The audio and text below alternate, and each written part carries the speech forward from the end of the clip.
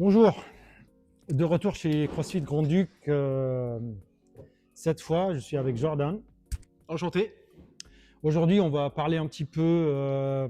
C'est un sujet qui intéresse toutes les filles, toutes les femmes qui font du CrossFit ou qui ont envie et qui souhaitent se lancer dans le CrossFit. Voilà, essayer juste de donner des informations utiles pour toutes les femmes, pour toutes les filles qui veulent faire du CrossFit. Jordan, bienvenue. Merci à toi pour Merci d'avoir l'invitation. accepté. Avant de commencer, une petite présentation Très succincte. pour les gens qui ne te connaissent pas. Ok. Moi, c'est Jordan. Je suis diététicien nutritionniste du sport. Je suis aussi coach sportif. Et puis, comme Mike, comme vous tous qui nous regardez, athlète de CrossFit également. Voilà. Pourquoi on parle de ce sujet? Parce que j'entends souvent, j'ai déjà entendu et j'entends toujours des filles, des femmes qui veulent faire du CrossFit, mais elles ont vraiment peur. Et on entend souvent ce discours: moi, je veux faire du CrossFit, mais je veux pas prendre de muscles. Moi, je veux faire du CrossFit, mais j'ai pas envie de devenir trop musclé niveau haut du corps ou jambes. Donc, je profite que tu sois présent avec moi pour que tu nous dises ce qui est vrai, ce qui est faux, donner des conseils à toutes les filles et les femmes qui font du CrossFit ou qui veulent se lancer dans le CrossFit et expliquer pourquoi le CrossFit, ou bien tout simplement pourquoi pas toutes les filles vont se transformer en Hulk. athlètes élites musclés. Voilà. Qui ont peur de se lancer dans l'activité. Parce que sûrement elles voient les athlètes aux Games, etc. Tu vois des athlètes comme Tia Claire Toomey, tu vois les trapèzes, ils montent jusqu'aux oreilles, tu te dis oh là là, c'est un buffle, ça fait flipper. Donc c'est vrai qu'il y a des femmes qui ont peur de ça. Et pourtant, de toute façon tu le vois dans ta pratique, on le voit dans la boxe, etc. La plupart des personnes qui font du CrossFit, même les hommes, n'ont pas des physiques monstres. Il n'y a que vraiment les personnes qui arrivent sur des niveaux des élites, les top élites mondiaux qui ont vraiment des physiques incroyables. Et pour le coup, la chance dans la malchance, dans le sens où les femmes ont un petit peu moins tendance à facilement prendre du muscle par rapport aux hommes. Donc là-dessus, bon, ça c'est plutôt cool. Pour vous, en tout cas, qui avez peur de ça, il n'y a pas de risque que vous vous transformiez en She-Hulk avec des biceps monstrueux. Après, ça va dépendre aussi, pour beaucoup, de la génétique, parce qu'il y a des personnes parmi vous qui nous écoutez, qui ont des génétiques super intéressantes pour ça, et qui vont se transformer, et qui vont vraiment avoir une belle morphologie, une belle musculature, qui vont bien se développer là-dessus. Donc après, de toute façon, il faut tester, il faut essayer. C'est quoi le facteur vraiment qui décide ou qui déclenche que voilà, la fille, elle va prendre muscle, devenir trop musclée? C'est un peu comme chez les mecs, c'est pareil. Alors, chez les femmes, du coup, il y a moins de testostérone. Donc la testostérone, ça on le sait, c'est une hormone qui va être clé pour la prise de muscle. Chez les femmes, il y en a moins, mais c'est pas pour autant que vous en avez pas. Très important, les femmes aussi ont de la testostérone. Juste les oestrogènes sont beaucoup plus importantes en répartition pour développer les caractères féminins, ça c'est normal. Mais après, ça va répondre aux mêmes critères que chez les hommes. Pour la prise de muscle, tu as des personnes qui vont être beaucoup plus aptes à en prendre parce qu'ils ont des parents qui vont déjà être sportives, et ça se transmet dans l'ADN de l'enfant. Il y a des parents qui vont être bodybuilders, ils vont transmettre les gènes à leurs enfants, qui vont avoir des capacités à prendre du muscle beaucoup plus facilement. Je prends l'exemple du fils d'Eddie Hall. Je ne sais pas si tu vois le Strongman. Voilà, Strongman. Je ne sais pas si ça vous parle, vous faites une petite recherche, Eddie Hall, vous allez trouver très facilement, c'est un mec qui est assez discret. Non, et son fils, du coup, il a 13 ans, 14 ans, je crois, et il te fait déjà un soulevé de terre à 160 kg. Donc, et le daron, on sait qu'il a 500 kg et quelques au deadlift, ça se transmet. Et pourtant, quand tu regardes sa femme, c'est pas non plus, c'est un petit bout de femme, quoi. Elle est pas non plus énorme, mais la capacité en fait de s'entraîner du père ou de la mère se transmet directement à l'enfant. Donc il y a une grosse part de génétique qui va être aussi très importante là-dedans, mais pas que. C'est aussi forcément beaucoup de travail, parce que certes la génétique fait une partie du job, mais si derrière il n'y a pas de travail, forcément, on ne va pas pouvoir déclencher l'hypertrophie, pas pouvoir vraiment avoir ce développement musculaire. Donc il y a aussi beaucoup de travail qui vient derrière, et ça, donc pour les personnes aussi qui ont un peu peur de prendre du muscle entre guillemets par inadvertance, ça se fait pas vraiment. C'est des femmes qui ont souvent peur de prendre du muscle en se mettant dans l'activité, comme tu le disais au début. Ça se fait pas réellement comme ça. Il faut vraiment mettre une certaine implication dans la chose.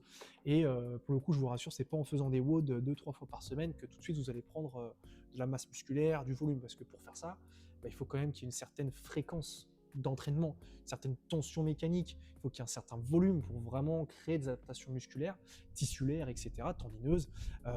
Donc pour le coup, c'est pas juste avec 2-3 watts que vous allez faire ça, mais voilà, il y a la partie génétique et il y a le hard work, comme disent les Américains.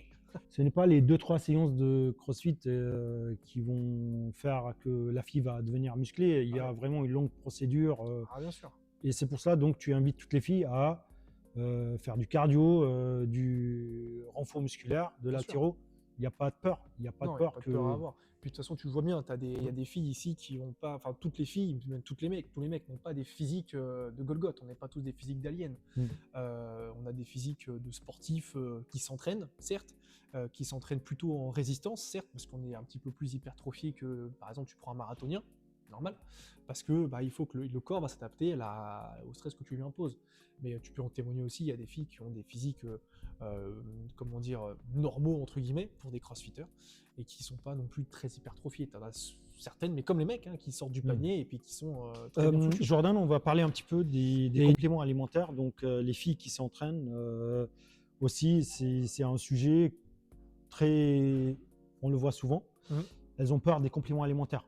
Qu'est-ce qu'on peut dire? Est-ce que c'est conseillé, non conseillé? Est-ce que c'est ça aussi le facteur qui va décider que la fille va prendre de muscle ou pas? Voilà. Ok. Écoute, les compléments alimentaires, il y en a pour tous les goûts, il y en a pour tout le monde. Et effectivement, c'est une bonne question parce que on n'est pas forcément d'en prendre, quel que soit le niveau. Il y a effectivement le niveau qui va déterminer l'usage ou non de certains compléments alimentaires. Un complément alimentaire qu'on peut utiliser partout, c'est la créatine. À tout âge de la vie, quel que soit notre niveau, quel que soit notre sport, la créatine va être super intéressante pour suppléer, pour soutenir nos efforts. Et il y a aussi des études intéressantes là, depuis 5-6 ans qui montrent des bienfaits sur la cognition, sur la mémoire, etc. Donc ça c'est super top pour par exemple les étudiants qui sont en plein master, enfin en plein cours magistral, pardon, qui doivent retenir tout ce que le prof est en train de dire, machin, prendre des notes, écouter, être attentif. Ça par exemple ça peut être super intéressant. La créatine là-dessus, top caviar. Il y a d'autres compléments qui vont venir en soutien, on va dire ça comme ça, et donc qui vont être par exemple la whey. Est-ce que tu prends la bêta-alanine? D'ailleurs, est-ce que tu peux nous parler un petit peu de la bêta-alanine, Mike? Bêta-alanine, donc j'ai commencé récemment.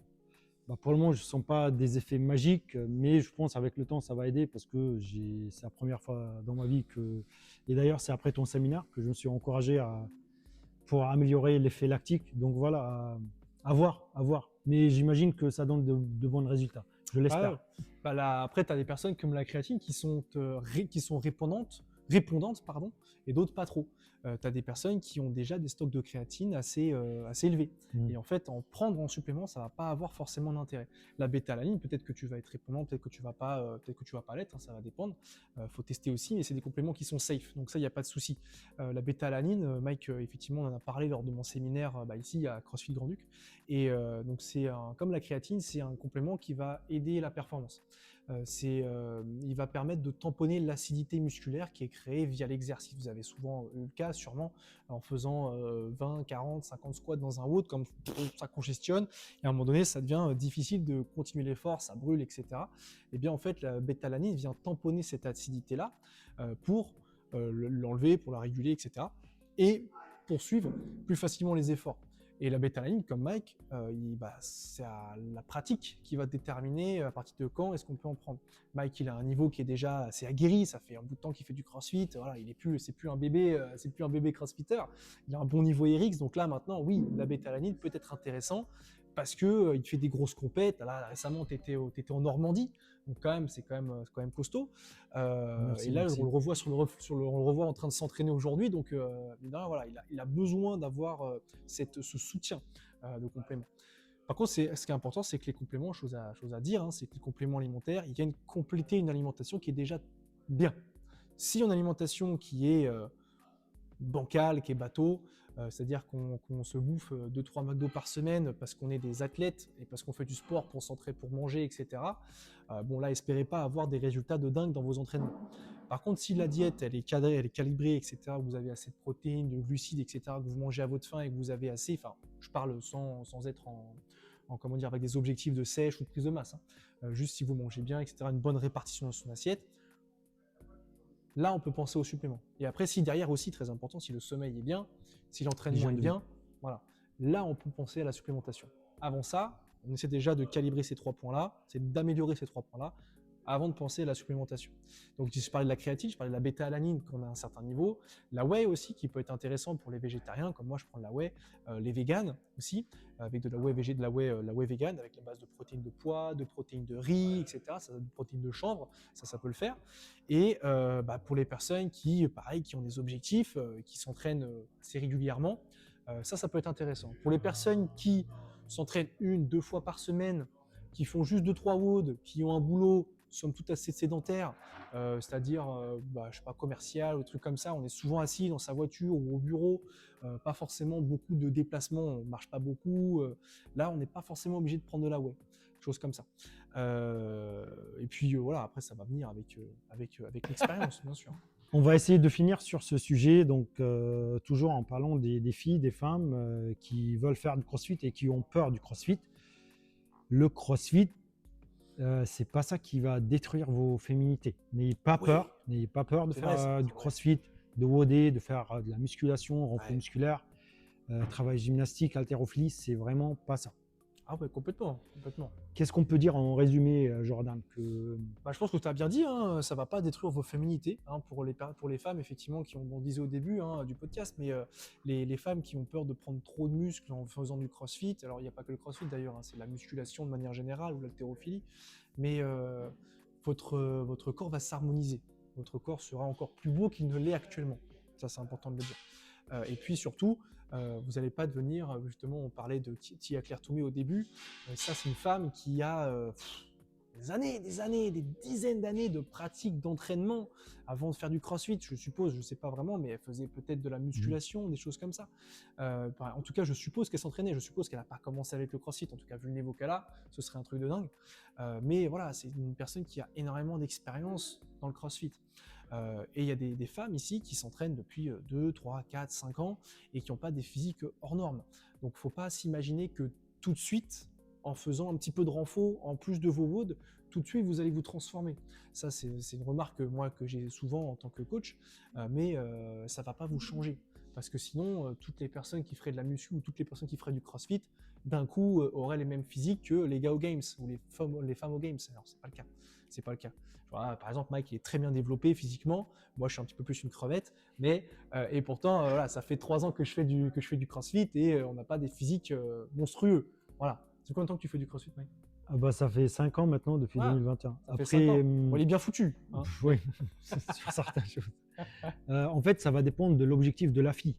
Oui. Si elle veut partir très loin dans le crossfit, là, c'est un autre sujet. Bien sûr. Mais bien sûr. Si c'est une fille qui a une vie à côté, un travail, une maman qui a juste envie de bouger 2-3 fois par semaine, c'est vraiment l'idéal. Je trouve le crossfit, c'est idéal et ça aide énormément.